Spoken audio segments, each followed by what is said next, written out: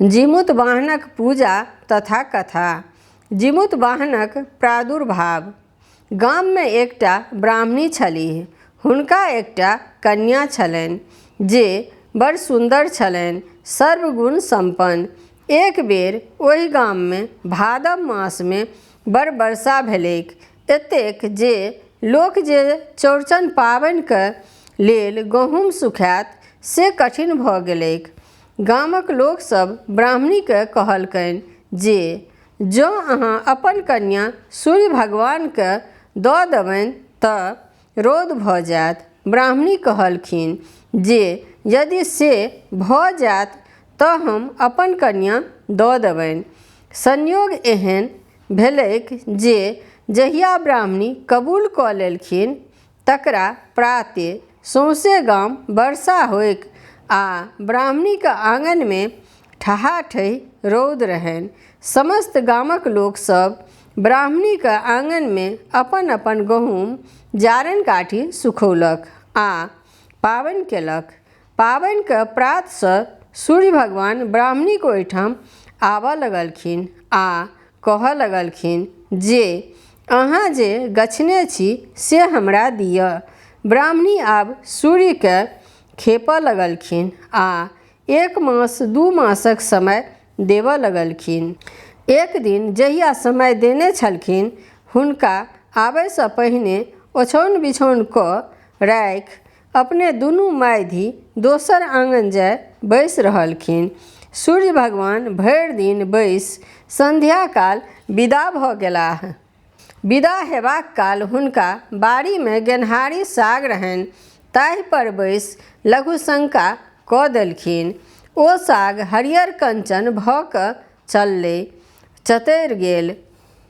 वएह साग ब्राह्मणीके कन्या खेलखिन तऽ हुनका गर्भाधान भऽ गेलनि। किछु दिनक बाद ओहि कन्याके रूप रंग देखि समस्त गामक लोक एकटा बैसार केलक आ निर्णय लेलक जे एहि कन्याके या तऽ घरसँ बाहर कऽ देल जाओ या कोदारिसँ 2 खण्ड काटि देल जाय। ठीक ओहि अवसर पर आकाशवाणी भेलैक जे ई पुत्र सूर्यके हेतनि, तैँ एहि कन्याके अहाँ लोकनि किछु नहि कहियनि। कालक्रम ओहि कन्याके एकटा पुत्र जन्म लेलकनि। समय बीतला पर जखन ओ बालक बच्चा सभक हेरमे खेलेबाक लेल जाय लागल, तखन ओकरा बच्चासभ अनजनुआ कहऽ लगलै। एहि बातक दुखसँ ओ बच्चा घरमे आबि मायसँ हठ कऽ देलक जे अहाँ हमरा पिताके परिचय दिअ, नहि तऽ हम अन्न ग्रहण नहि करब।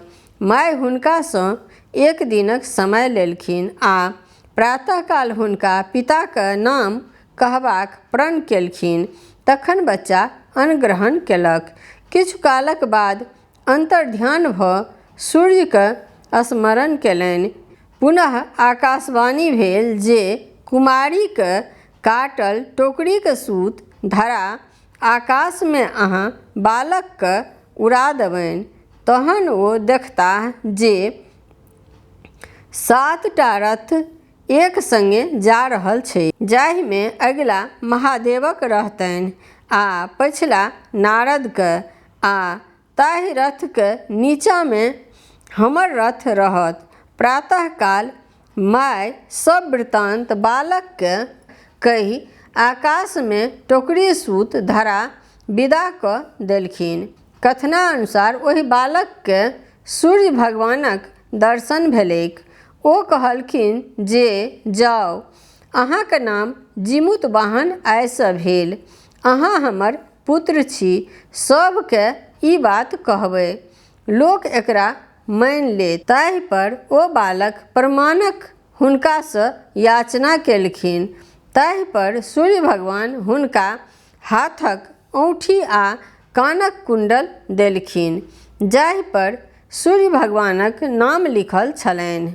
सूर्य भगवान हुनका कहलखिन जे अहाँ जाउ, मृत भुवनमे अहाँके सब पूजा करत, कारण लोकक बच्चाके पोखरि इनारमे डूबब, धक्का लागब गाछ वृक्ष पर सँ खसब, एहि सबसँ अहाँ रक्षा लोकक करबै तहन अहाँके उपवास मृत भुवनमे लोक अपन अपन पुत्रक रक्षार्थ करत, रक्षाक लेल करत।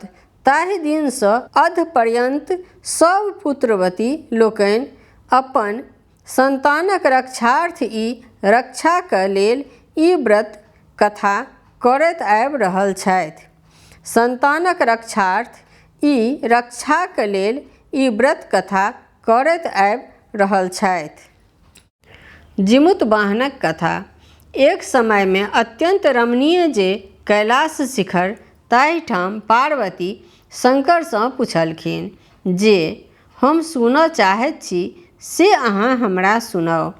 पार्वती पुछलखिन जे कोन एहन व्रत वा तपस्या नियमपूर्वक केलासँ सौभाग्यवती स्त्रीक संतान जीवित रहतैक। शंकर कहलखिन आश्विन मासक अन्हरियाक जहिया अष्टमी तिथि हेतैक ताहि दिन स्त्री लोकनि सब पुत्र कामनाक इच्छा हेतु हुनकर पूजा करथि। शालिवाहनक राजाक पुत्र जिमुतवाहनक कुशक प्रतिमा बना कऽ लोटाक जलमे स्थापना कए कलशक चारू भाग सब रंगक पताका लगाए सजा कऽ कलशक चारू भाग रुइसँ सुशोभित कयल रहैक। ओहिठाम खाधि खुनि पोखरिक निर्माण कए एकटा पाकरि ठाढ़ि रोपि ताहि पर गाय गोबर माटिसँ गाछ पर चिल्होरीक निर्माण कऽ नीचाँमे गिदरानीक निर्माण कऽ दुनूक माथ पर सिन्दूर फूल अक्षत चानन धूप दीप नैवेद्य आदिसँ युक्त भऽ बाँसक पात पर पूजा केलासँ वंशक वृद्धि होइत छैक आ सब प्रकारक मनोरथ पूरैत छैक। एहि पृथ्वी पर समुद्रक नजदीक नर्मदा तट पर दक्षिण दिशामे कनकावती नामक एकटा गाम छलैक। ओहिठाम अनेक प्रकारक सेनासँ सुसज्जित अनेको राजाक जितनिहार मलयकेतु नामक राजा भेल छलाह। नदीक पश्चिम भागमे बाहुलता नामक मरुभूमि छलैक। ताहिठाम बड़ विशाल धोधरवला पाकरिक गाछ छलैक। ओकरा धोधरमे एकटा गिदरनी निवास करैत छलीह।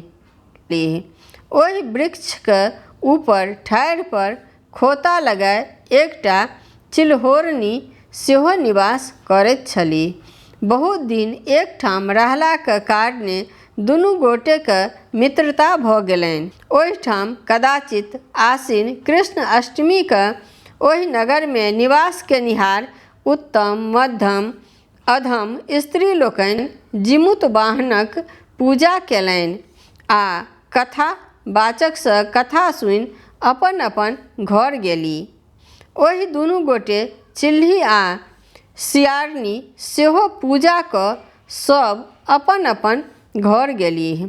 इहो दुनू गोटे अपन अपन खोता आ धोधरमे गेलीह। ओहि दिन संध्या समयमे ओहि नगरक निवास केनिहार जे नामी सेठ तकर पुत्रक मृत्यु भऽ गेलनि। हुनकर परिवार लोकनि नर्मदा किनारमे आबि अग्नि संस्कार दऽ कऽ सपरिवार अपन अपन घर गेलाह। ओहि अष्टमीक रातिमे घनघोर मेघसँ भयानक अन्धकार ताहि बिजलौकाक इजोत पर ओ जे मृतकक मांसके देखि गिदरनीक भूखल पेट छलैक ताहिमे लोभसँ ओ चिल्हीके पुछलखिन कि हे बहिना जागल छह। पहिला बेर चिल्ही जवाब देलखिन खुशीपूर्वक जे हम जागल छी। एवं प्रकारे अनेक बेर पुछारी केलाक बाद चिल्ही सोचलनि हिनका उत्तर नहि देबाक अछि, अपनाके निद्रा वशीभूत भऽ जेबाक चाही। पुनः जिज्ञासा केलाक उत्तर जवाब नहीं भेटला पर गिदरानी सोचलनि बहिना शायद सुति रहलीह। बार बार जिज्ञासा गिदरानी द्वारा कयलोह पर उत्तर नहीं भेटलाक बाद गिदरानी अपना निवास स्थानसँ बाहर भऽ कऽ नदी किनारमे जाय मुँहसँ जल आनि चिताके अग्निके मिझाय आ बचल मांसक टुकड़ी तकरा खण्ड खण्ड काटि कऽ अपना निवास स्थान धोधरमे राखि देलनि। हिनकर सब कर्तव्य ठाढ़ि पर बैसल जे चिल्होरी से देखैत छलखिन।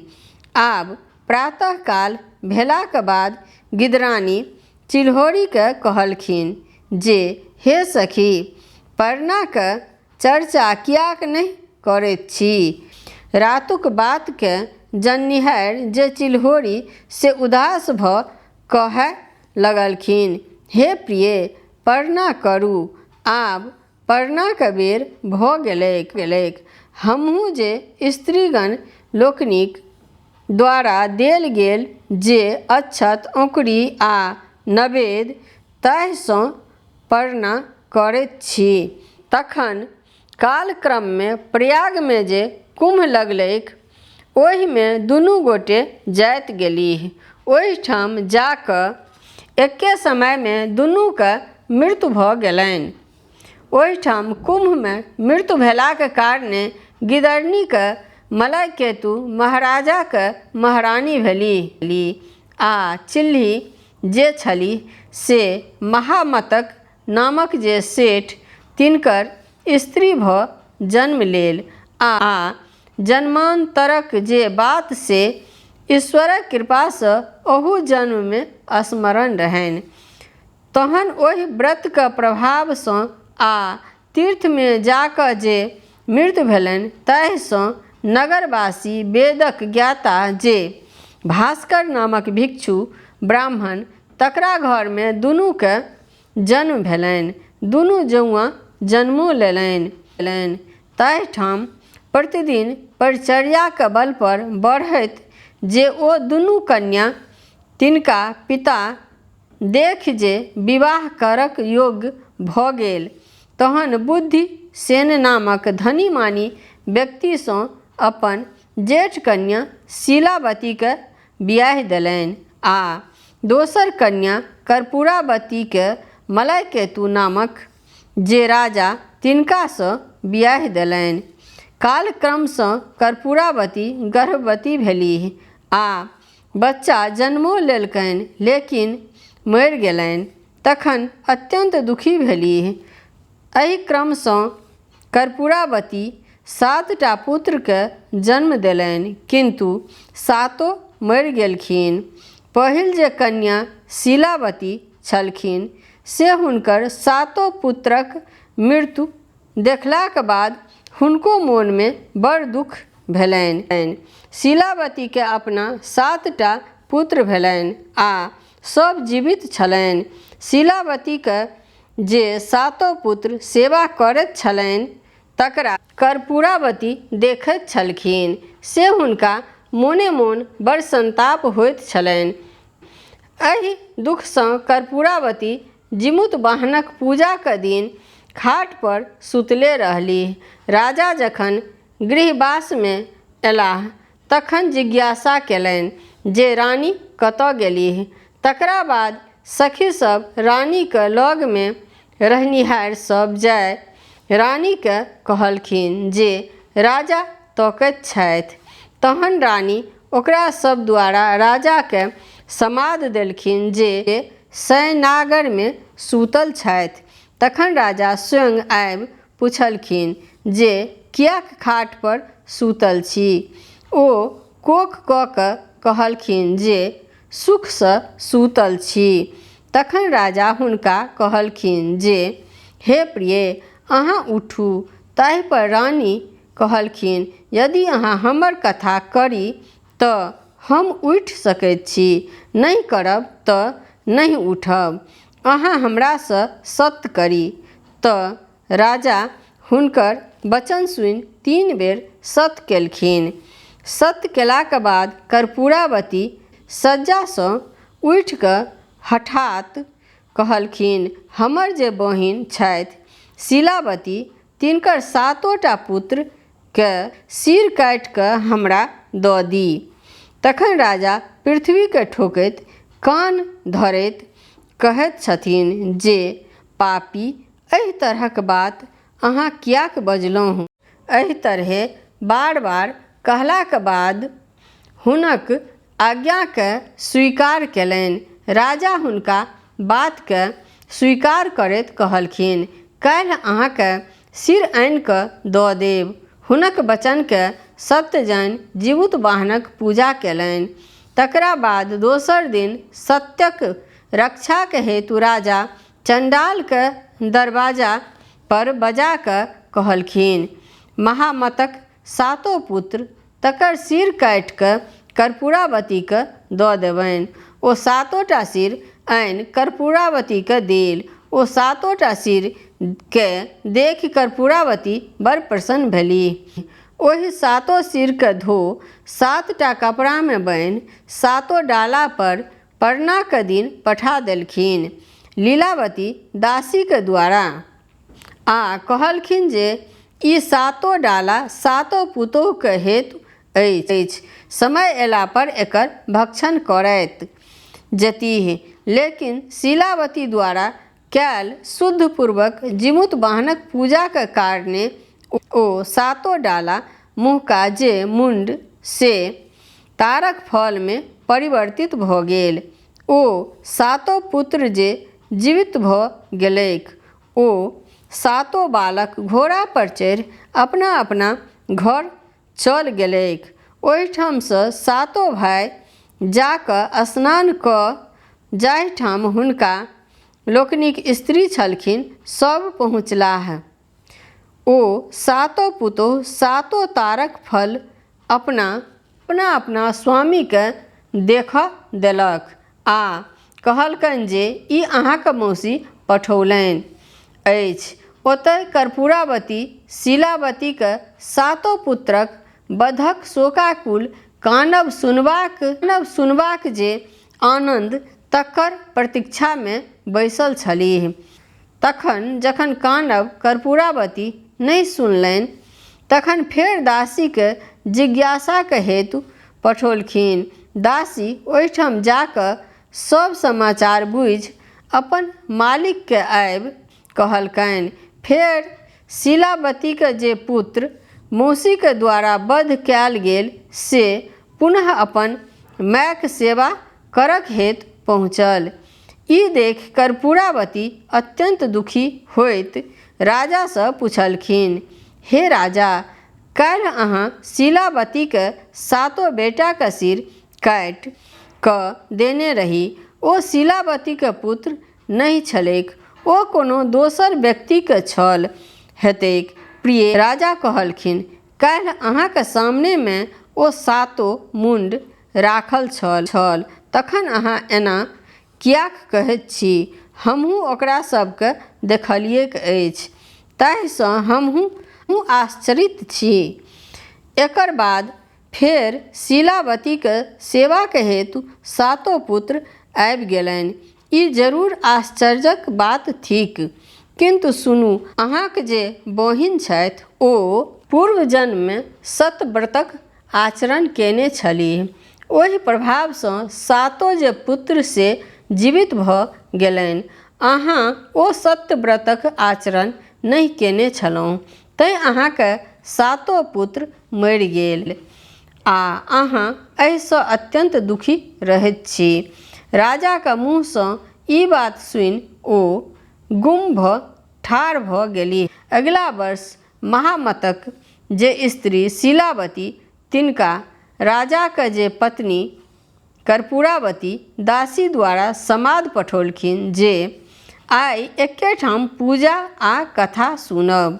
शीलावती कहलखिन जे कर्पूरावती महाराजक महारानी छथि, हुनका बुते ई पूजा आ कथा सुनब सम्भव नहि अछि।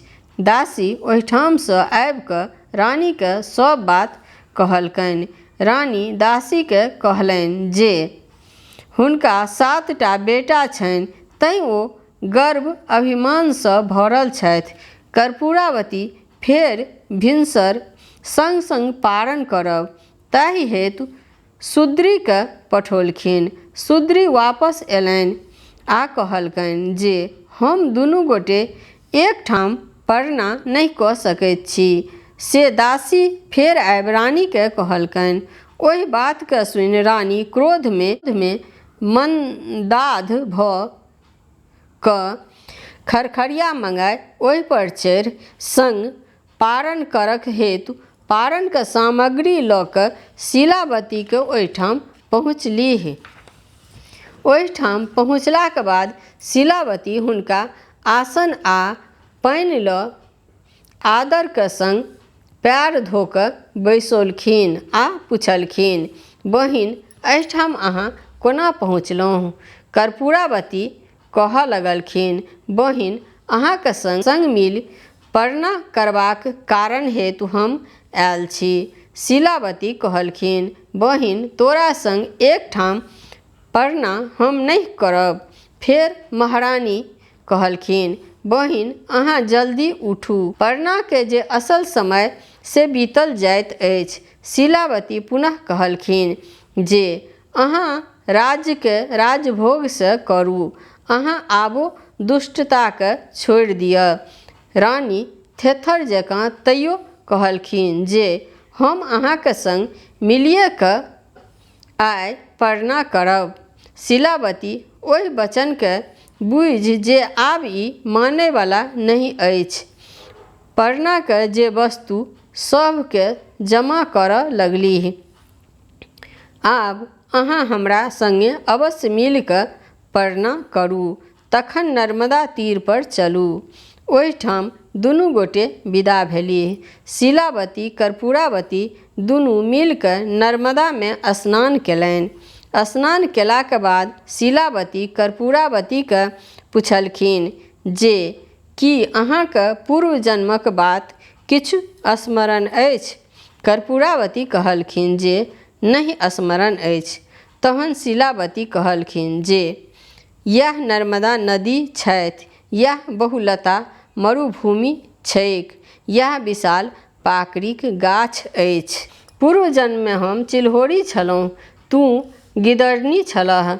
एहि पाकड़िक धोधरमे तू रहैत छलह आ हम एकर डारि पर निवास करैत छलहुँ। एहिठामक नगर निवासिनी स्त्री लोकनि आबि जीमूतवाहनक पूजा कथा सुनलनि।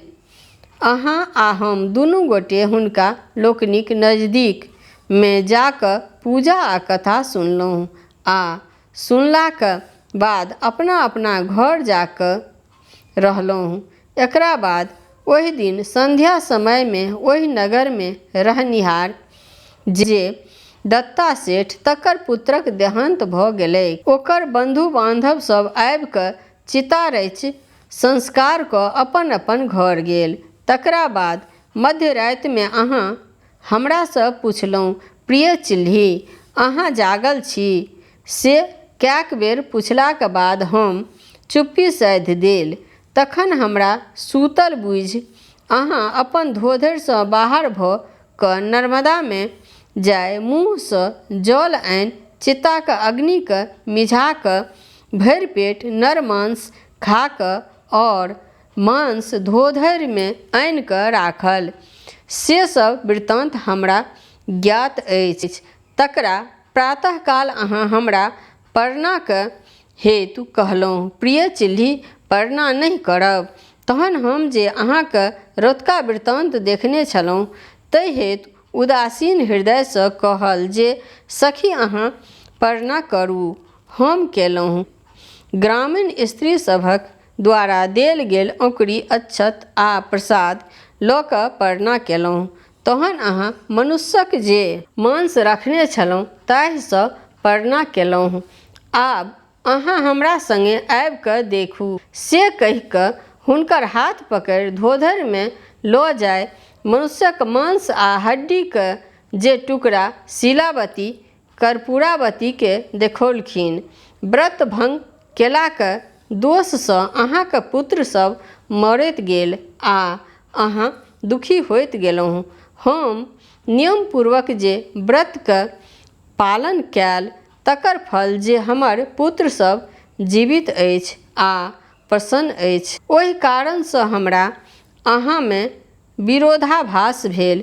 कर्पूरावतीके पूर्व जन्मक वृत्तांत शीलावती द्वारा सुनेला पर कर्पूरावती ओहिठाम अपन शरीर त्याग कऽ देलनि। ओहिठामसँ शीलावती घुमि घर एलीह तथा एकरा बाद राजा अपना पत्नीके श्राद्ध कऽ निश्चिंत भऽ राज चलाबऽ लगलाह।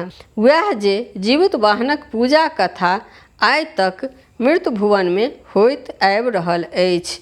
आइयो जे किओ एहि व्रतके नियमपूर्वक करैत अछि ओ धनवान, पुत्रवान आ समृद्धशाली बनल रहैत अछि।